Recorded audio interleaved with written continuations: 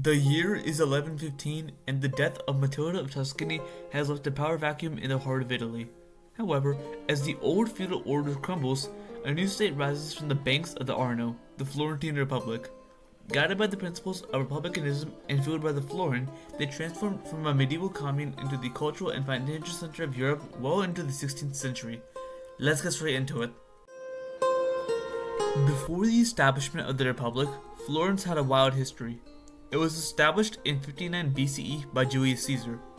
For the next few centuries, the city switched hands from the Roman Empire, its western half, Artaxerxes' kingdom, the Ostrogoth kingdom, the Byzantine Empire, the kingdom of the Lombards, and the Carolingian Empire. Following the splitting of the Carolingians, the region of Tuscany, where Florence is located, fell under the ownership of the March of Tuscany. Now, eventually, it would fall under the control of the Holy Roman Empire. The city of Florence finally gained independence in 1115 after the death of Matilda of Tuscany, establishing itself as a commune. Early in its history, Florence participated in trade, which encouraged demographic growth. Florentine independence would briefly be interrupted in 1185 when Holy Roman Emperor Frederick Barbarossa invaded northern Italy. The Florentines regained independence upon the death of his son Henry VI in 1197. Entering the 13th century, Florence saw a revitalization of its demographic growth, reaching a population of around 30,000. With this, Florence underwent massive construction, the best example of which is the Florence Cathedral, whose construction began in 1296. While Florence was thriving domestically, foreign events would soon shake up the young republic. You see, in 1216, the conflict between the Guelphs and the Ghibellines reignited. Now, the Guelphs and the Ghibellines, in the greater investiture controversy, are both complicated subjects that deserve videos of their own, but for the sake of this video, I will provide a basic summary of them. The investiture controversy was a conflict between the Holy Roman Empire and the papacy over the ability to install bishops, abbots of monasteries, and the powers of the Pope. Pretty quickly, factions formed, the pro-Pope Guelphs and the pro-Holy Roman Emperor Ghibellines. Before the reignition of tensions in 1216, the Guelphs and the Ghibellines fought one another between 1125 and 1186. Florence was to have a split. The nobles who ruled the city sided with the Ghibellines, and the commoners sided with the Guelphs. In 1250, the Florentines deposed the Ghibelline rulers and allied with the papacy. The Guelphs soon led Florence through economic prosperity. It was under their guidance that, in 1252, the florin, a gold coin, began its debut, soon becoming a common currency in both Europe and the Near East. In addition, the Guelphs oversaw the construction of the Palazzo del Popolo, which soon became the seat of authority in Florence. The Guelphs maintained power for another 8 years until the Battle of Monteperti, in which a Ghibelline army led by the Republic of Siena scored a decisive victory. This victory allowed the Ghibellines to seize power in Florence. They quickly undid many of the advancements made during Guelph leadership, primarily by demolishing hundreds of towers, homes, and palaces in Florence. Ultimately, due to a series of factors, the Ghibellines went to Pope Clement IV for arbitration, who restored power to the Guelphs. Just like earlier, the Guelphs oversaw a period of economic growth, marked by the construction of the famous Palazzo Vecchio. In addition to economic growth, the Guelphs oversaw a shift from the communal government to a more proper republican government with the creation of the Ordinances of Justice between 1293 and 1295. Finally, just before the century ended, in 1298, the Bonsignori family, a Sienese-based banking family in Europe, collapsed, and Florence took Siena's place as the most prominent banking center of Europe. Florence started off the 14th century with a great fire. You see, by this point, all power in the city had invested in the Guelphs, which soon splintered into factions: the Black Guelphs, who were more strongly influenced by the papacy, and the White Guelphs, who were more independent from papal influence. Now, from 1301 to 1302, Pope Boniface VIII and Charles of Valois intervened in Florence, which helped the Black Guelphs seize power and exile many white leaders. However, in July of 1304, these exiled leaders attempted to enter Florence and overthrow the Blacks. Fighting soon broke out near the city center, and during the chaos, a fire spread through the crowded wooden buildings and towers. The blaze became uncontrollable and devastated large sections of Florence. Unfortunately for the Republic, in 1340, due to a European-wide economic recession, the leading Florentine banking families went bankrupt. Interestingly, despite the collapse of the banks, Florentine literature flourished during the 14th century, shaped by many famous writers like Dante, Petrarch, and Boccaccio. What's really important about these authors is the fact that they wrote in the Florentine dialect of Tuscan as opposed to Latin, which eventually became the basis for modern standard Italian. Nevertheless, on top of its banking failures, Florence was soon hit with something much worse. You see, in 1347, the Black Death had just landed in the city of Messina. From there, it was spread across much of Europe, killing about a third of its population. In Florence, its population fell from about 110 to 120,000 people in 1338 to 50,000 people by 1451. Even after the end of the Black Death, Florence still had to contend with other problems. For starters, Florence fought in the War of the Eight Saints. For context, the War of the Eight Saints began due to Pope Gregory XI's efforts to strengthen papal authority in central Italy, which made Florence feared encirclement by papal-controlled territories. Now, to manage this war, Florence appointed a special committee of 8 men. Soon, Pope Gregory XI excommunicated all members of the Florentine government and placed the city under an interdict. In 1377, papal troops and mercenaries occupied and brutally killed civilians in the city of Cesena. This soon became known as the Cesena bloodbath.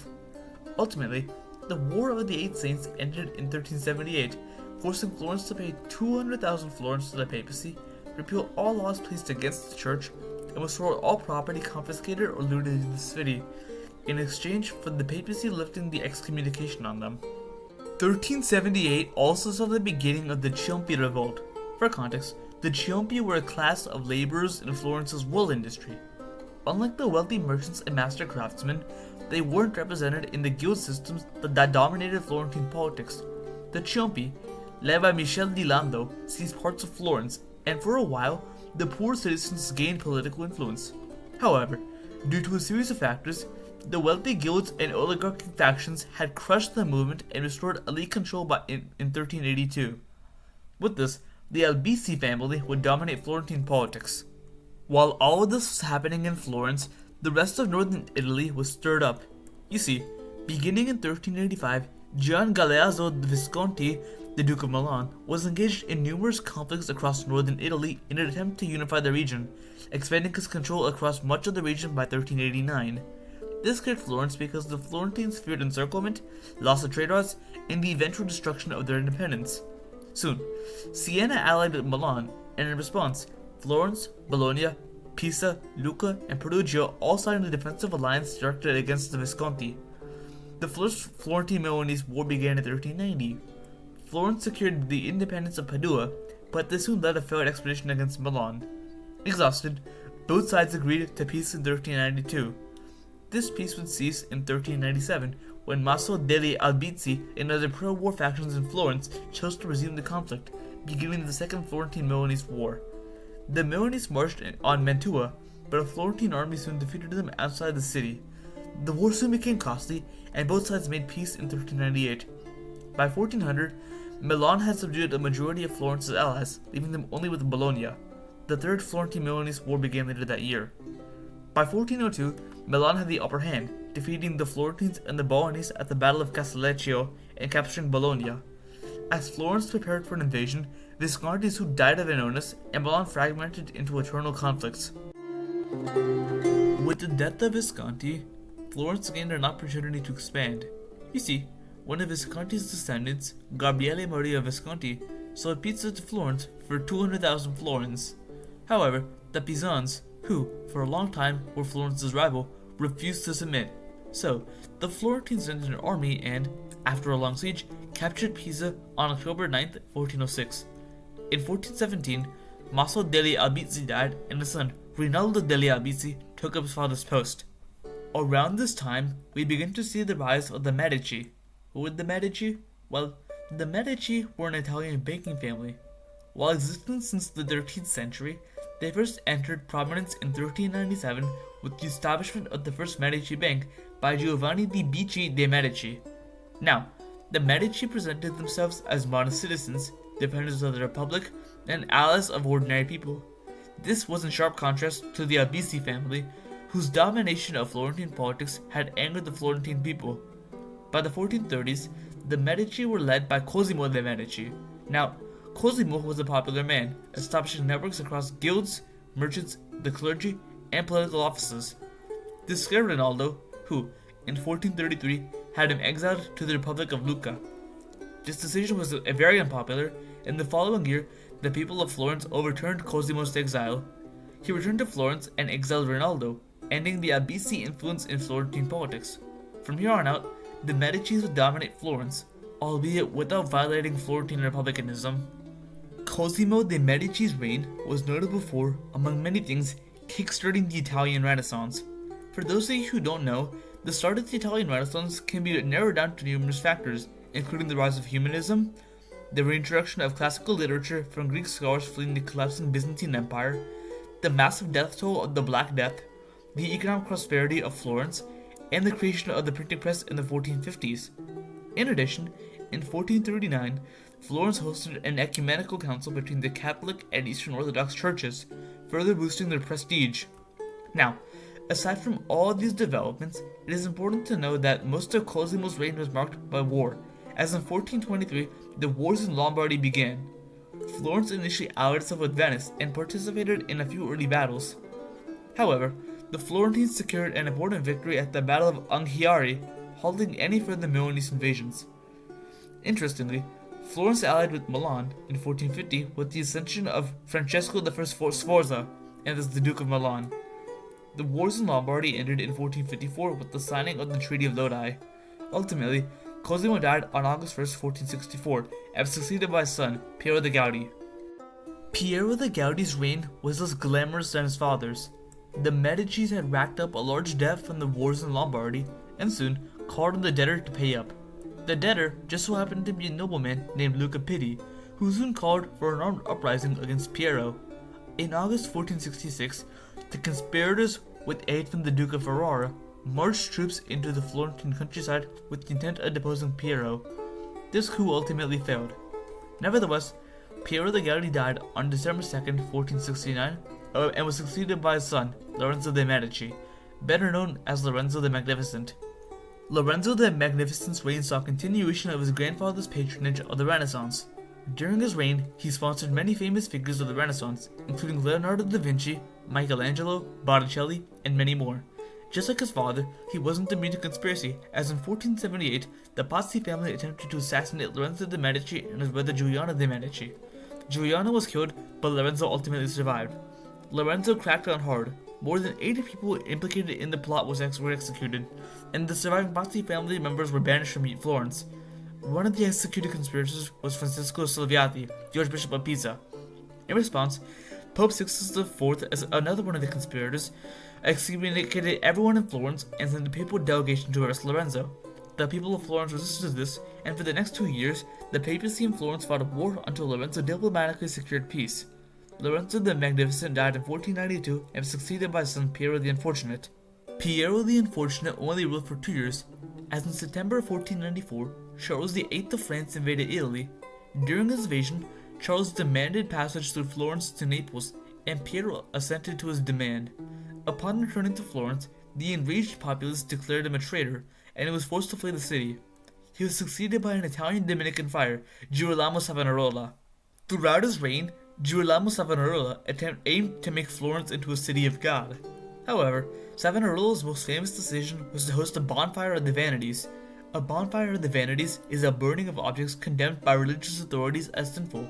Here, they burned wigs, perfume, paintings, and ancient manuscripts. In 1497, two important things happened. Pope Alexander VI excommunicated Girolamo Savonarola, and Florence went into war with Pisa. However, his invasion failed miserably, which led to food shortages in Florence.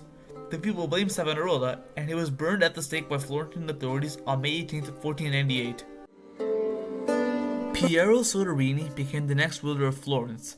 Interestingly, he was elected by the Florentine people to be the ruler for life. Under his reign, Florence, under the command of a certain Niccolo Machiavelli, and with help from France, captured Pisa in 1509. Grateful for French help, Soderini always took the French side in Italian politics.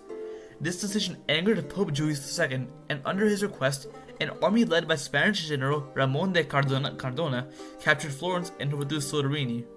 In his place, he reinstalled the Medici, specifically Cardinal Giovanni di Lorenzo de' Medici.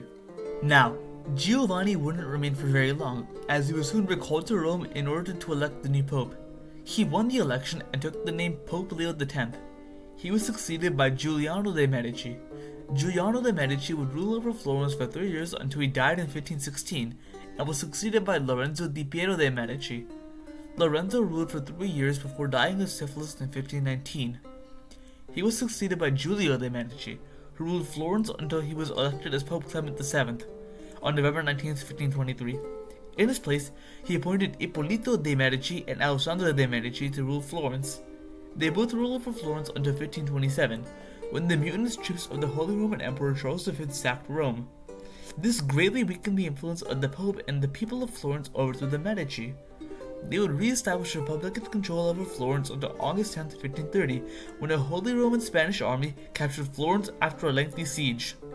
Upon the surrender of the Florentine Republic, Charles V proclaimed that he had the power to determine the government of Florence, making the Medici hereditary rulers of the Republic of Florence and creating the title Duke of the Florentine Republic. At this point, Florence had lost its republican government, yet the Florentine Republic would exist purely in name for another few decades. Alessandro would continue to rule over Florence until he was assassinated on January 6, 1537. He was succeeded by Cosimo I de' Medici. He would be the final Duke of the Florentine Republic. Cosimo's reign was immediately challenged by Piero Strozzi, who invaded Florence. He was swiftly defeated at the Battle of Montemurlo. During his reign, he reduced the political independence of old republican institutions, expanded the bureaucracy, strengthened taxation, and built a more professional administration. In 1548, Cosimo was given part of the island of Elba, which he used to develop a Florentine navy. Cosimo turned his attention to the sea and east, defeating them at the Battle of Marciano in 1554, and swiftly besieging the city. Siena fell the next year. The Florentine Republic finally ended in 1569 when Pope Pius V elevated Cosimo from the Duke of the Florentine Republic to the Grand Duke of Tuscany, thereby beginning the Grand Duchy of Tuscany, which would last until 1860. So, in conclusion, the Florentine Republic had a tumultuous 4-century-long history, existing as a medieval Italian commune, a proper republic, a state dominated by the Medici, and all the way to a hereditary duchy that was a republic only in name. Despite this, its influence is seen throughout Western society, as it was the birthplace of the Italian Renaissance, which soon diffused across the peninsula and into the rest of Europe. In modern times, most people also remember the Florentine Republic due to its representation in Assassin's Creed 2. All in all, it's safe to say that Florence has a special place in history.